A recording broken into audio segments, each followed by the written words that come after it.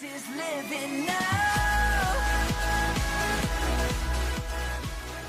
Point number one. Innovation and creativity are the only jobs that are immune to outsourcing or automation. In 5 years, the world is going to change radically, and the pillars of our society in terms of careers are shifting and changing beneath our feet.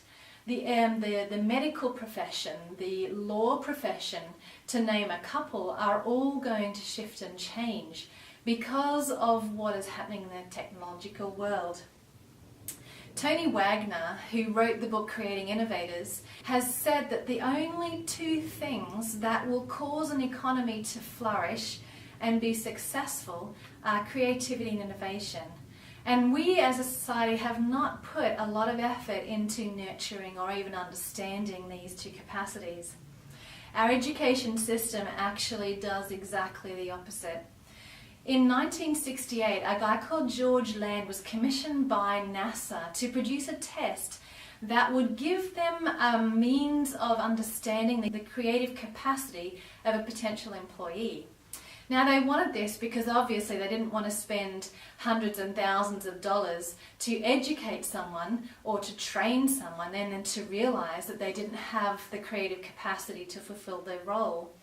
So George Land went about preparing this test, and they found that it worked very well.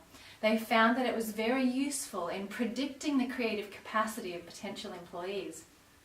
Now, George found this so interesting that he decided to apply this test to 1,600 children between the ages of 4 and 5.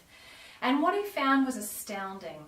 98% of those children scored in the creative genius level, and he was totally amazed by this, and he decided that it was so significant that he would make this test a longitudinal test.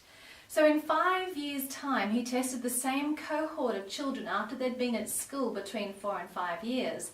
And again, what he found was astounding. The level of creative capacity had dropped from 98% to 30%. Their creative capacity had been eroded so significantly that they had lost a good portion of their ability to be creative within 5 years.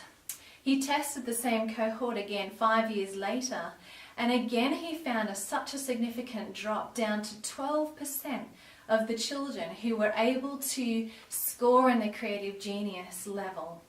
Now that says something about the education system. It says that we are somehow taking away the capacity of our children to be creative. And for them and for our society, this is devastating.